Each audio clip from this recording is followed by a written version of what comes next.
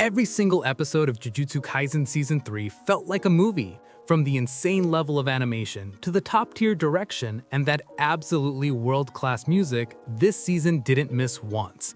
And yet, after that explosive ending, instead of feeling satisfied, we're left wanting more. Because along with all that hype, the finale also leaves us with some big questions. Why did Yuta spare Ishigori and Uro in the end? Why was Sukuna shown like a literal demon from hell? And what was that final montage teasing about the upcoming episodes? So in this video, we're going to break down all of that in the simplest way possible. Let's begin. Let's start with the biggest question.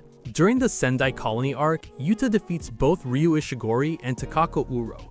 And honestly, he could have killed them. No one would have questioned it. But he didn't. The answer is actually a mix of strategy and who Yuta is as a person. Yuta and his friends needed points to add new rules to the culling game.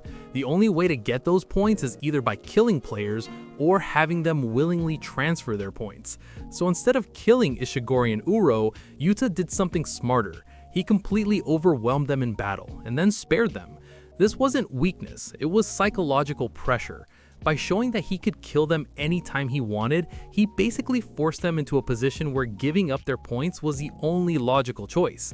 And because of that, Yuta reaches around 190 points, enough to help create new rules like movement between colonies and communication. But that's only half the story. The second reason is much deeper. Yuta simply doesn't believe that every opponent needs to die. He sees Ishigori and Uro not just as enemies, but as people. Ishigori was searching for a satisfying fight, something he never got in his first life. And after fighting Yuta, he finally felt full. His hunger was gone. So for him, dying wasn't even necessary anymore. Uro, on the other hand, was someone who had been used and betrayed in her past. She carried resentment, pain, and anger. But Yuta saw through that. Instead of finishing her off, he showed her mercy. And ironically, both of them actually criticize Yuta for this. Uro even tells him straight up that he's too soft. She says that to reach the level of a true calamity, someone like Sukuna, you need to abandon everything: kindness, morals, humanity. Right after that conversation, Uro brings up Sukuna, and this is where things get really important.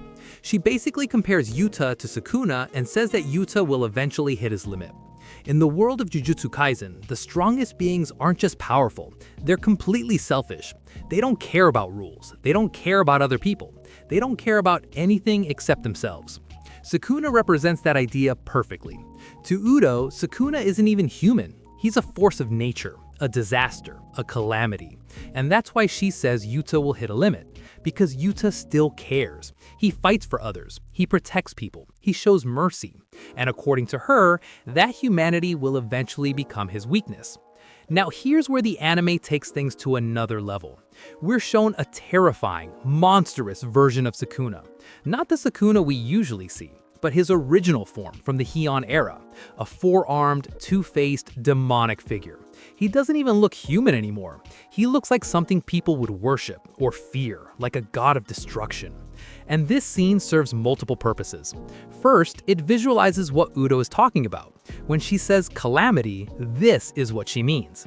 Second, it shows the massive gap in power. Yuta just dominated the Sendai colony, but this is what exists at the top.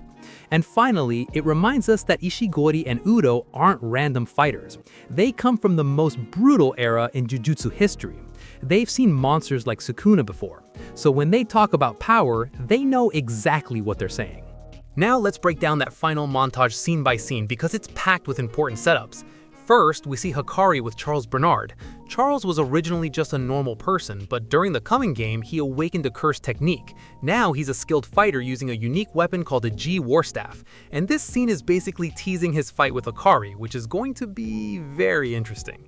Next, we see a player killing someone. That's Hajime Kashimo. He's a reincarnated sorcerer from 400 years ago and one of the strongest fighters Kenjaku has ever encountered. He joined the culling game specifically to fight powerful opponents. And trust me, his fights, especially against Panda and Hakari, are going to be insane. Then we see Maki. She's in the Sakurajima colony, slicing through a spirit. Here, she teams up with Norito Shikamo, and the opponent they face is something very unexpected. I won't reveal who, but all of you know him. After that, we see Miwa walking through debris. This might seem like a small moment, but it's actually important, because the culling game barriers jammed phones. The Kyoto students, Miwa and Momo, were used as human telegrams to pass information between the different colonies. Then we see Yuki, Choso, and Tengen sitting calmly. But don't let that peaceful scene fool you. They're waiting, because Kenjaku is coming for Tengen, and when he does, this is going to turn into one of the most intense confrontations in the story. Next, we see Hana taking Megumi somewhere safe, with Yuji and Takaba following. Hana plays a very important role here. She has the ability to extinguish curse techniques, which means she's key to freeing Gojo from the prison realm. Then comes one of the most mysterious shots, Kenjaku underwater with the prison realm. Basically, Kenjaku hid the prison realm deep in the Japan Trench. He surrounded it with layers of seals and cursed spirits acting as detectors.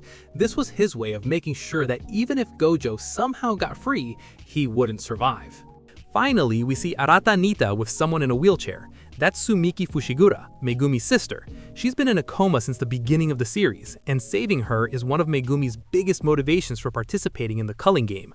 And that's the ending of Jujutsu Kaisen Season 3. Honestly, it feels kind of unreal. We only got around 12 episodes, but every single one felt like a masterpiece. The animation, the fights, the storytelling, it was all on another level. And yet, it still feels like it wasn't enough. We just wanted more. But don't worry, because everything that was teased here is only the beginning. And if you want to understand the full culling game arc in complete detail, you can check out my full 1-hour breakdown where I explain everything step by step. Thanks for watching, and I'll see you in the next one.